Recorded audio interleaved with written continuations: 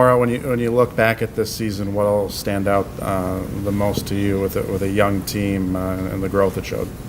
Yeah, there were a lot of highlights throughout the year. It's tough to think about those now because we should still be playing. But I think back to games like Colgate, winning the Windjammer Classic back then, coming back against the Gophers in Minneapolis to tie and then winning a shootout, sweeping Ohio State here at home not too long ago, tying Wisconsin not too long ago. So there were a lot of high points throughout the season, and I think the progress over the year is what you have to reflect on at this point. And it's important to look back, but it's also a time to turn the page and look towards the future. And I really like the pieces that we have in place that are already here, and looking forward to the newcomers, and obviously, Maddie coming back and pieces like that. The future is bright. Again, tough to turn the page quickly on this one because, like I said, we had a good opportunity to be playing this week, so it's still a little raw. You mentioned tying Wisconsin, sweeping Ohio State. Does that add to the rawness a bit there, that you not only could be playing in the final face-off, but maybe this team had the potential to do damage there?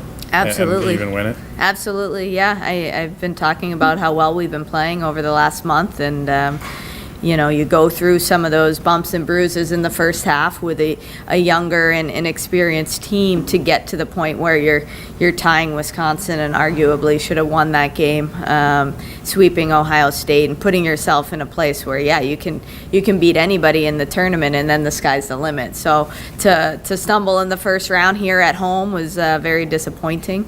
So that, you're right. Yes, it's raw. Offensively, what does this team need to do to maybe put up the points on a more consistent basis? I kind of feel like this Bemidji weekend was a good example of, we see this team that they have the capability to put up 4, but then, like you mentioned after Sunday's game, they're airmailing a few key shots there at the end. Right, hitting posts, missing the net. Yeah, I think just bearing down when the chips are down and knowing, what you need to do in those spots. You only get, I don't know, some people take 0 shots in a game and they're playing forward. Some take 6. And anywhere from 0 to 6, when you get the opportunity, you really have to understand that, you're trying to score on every one of these shots that you can, or at least, hit a pad and put it in a good scoring position. And I think at times we maybe didn't understand the importance of having the puck on our stick in a grade A spot with the game, in your hands. And I think, that's a little bit of youth, and our experience up front was pretty limited this year. So we're relying on a lot of young kids, Rogie and Ashton putting the puck in the net throughout the season.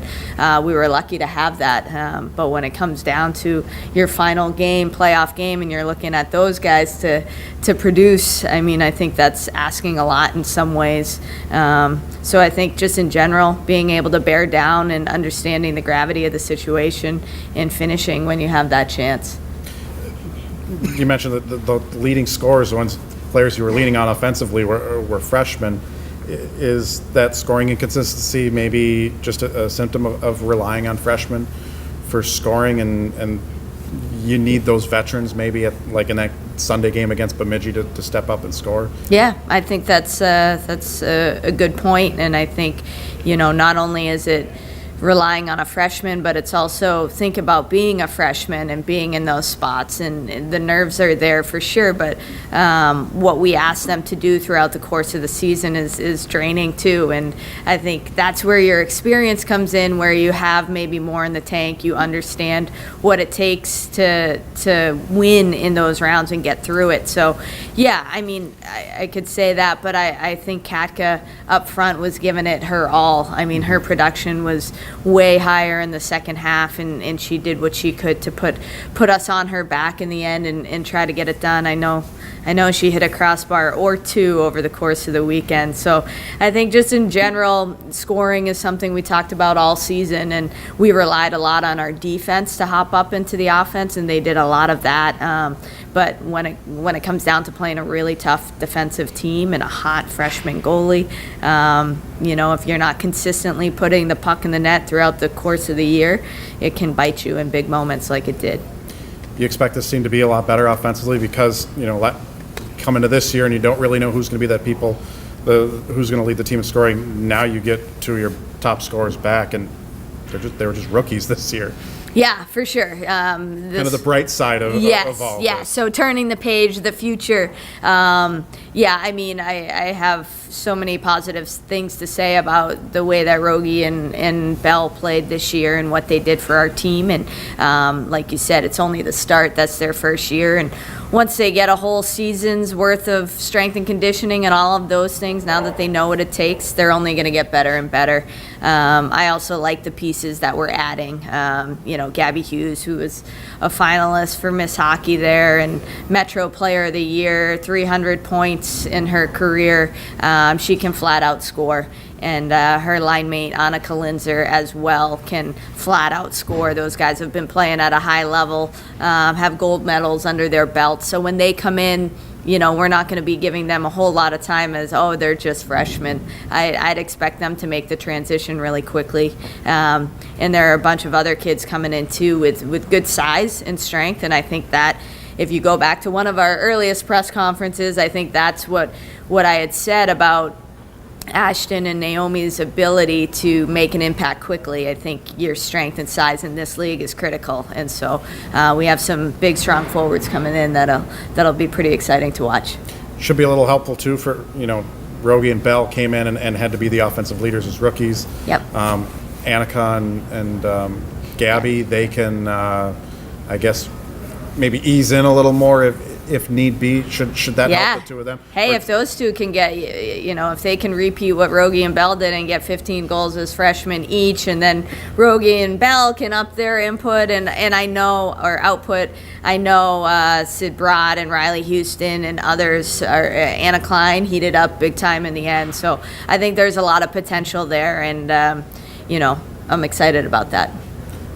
And what will it mean to get Maddie back? I know Jessica, seems solid, but Maddie is Maddie. I feel like it's like me if I ask the question, you didn't have a Laura Stalder out there this year. You just can't replace a player like that. Exactly. Yeah, irreplaceable. And I think the experience that she's had since being with that national program in September all the way through what she's doing right now, all the fun stuff, the Ellen Show, the LA Kings, all that fun stuff. Stalking Justin Bieber. So, trying to get Justin Bieber to respond to her on Twitter.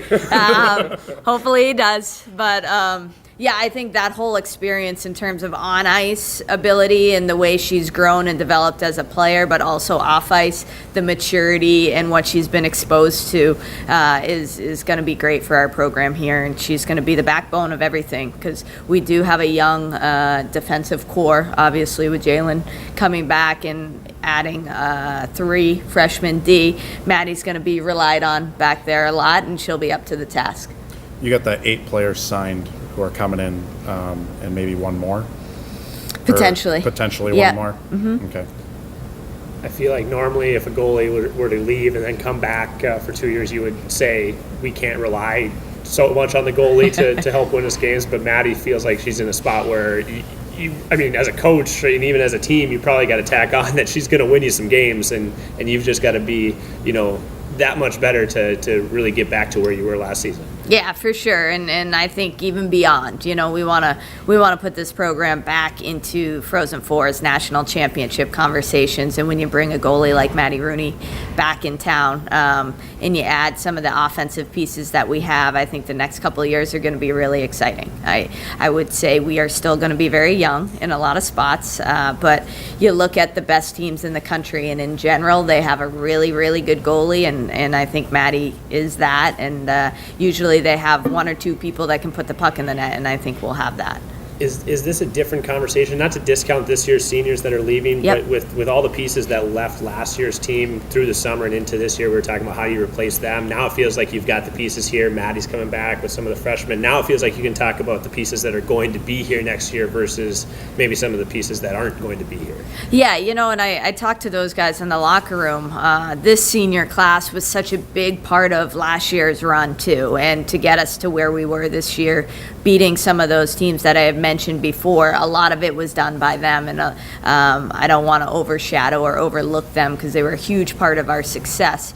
But moving forward, yeah, I think bringing in a class of 8 and expecting a lot out of some of those kids right away is something that we haven't necessarily had in the past several years. When you can put pieces like that together, 1, 2, 3 classes like that, I think the outlook is pretty special. And then again, with the gold medal winning goalie between the pipes, it looks good. You inherited obviously some pretty good players that were already here and turned them into even better players in your time. But with this being your first, next year will be your first fully Maura Crowell class, other than maybe Maddie, who I think you'll take. But are you excited? Have you taken steps forward, I guess, in making making them play the way that you kind of envisioned when you took this job?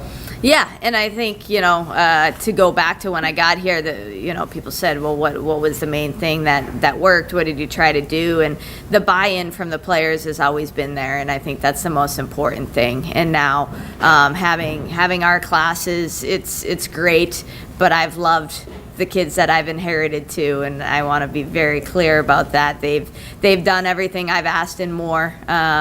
So I never really think of them as them, not mine or any of that. They're all Bulldogs. I'm a Bulldog, and we're all one family. And the success that we've had here in the 3 years that I've been here is on their backs. So that being said, it's exciting to look at the future. I like the work that Lou, my assistant, and other assistants, but mostly Lou, have put into building this program for the future. As I mentioned, the next couple of years should be pretty exciting around here. We're looking for a lot of wins. We have, a good, healthy amount of pressure on ourselves, I think, with the lineups that we've put together. So we're excited. Are you anywhere closer? Did you think at all about during the season about filling that assistant coach role, or is that something you'll just start to tackle now? Yeah, so we opened that position about a month ago, have a bunch of applicants, and now that our season's over, unfortunately, I have more time to take a look at that pool, and we'll look to fill that this spring. Okay. No specific timeline, just whenever you find the right person? Yeah, it's really always been about finding the right person, and that's why we waited to get to the end of the season and open up the applications, because when people are in jobs, sometimes they're not looking. So I like the pool so far, having great conversations, and I'm very confident we'll get somebody great for our program.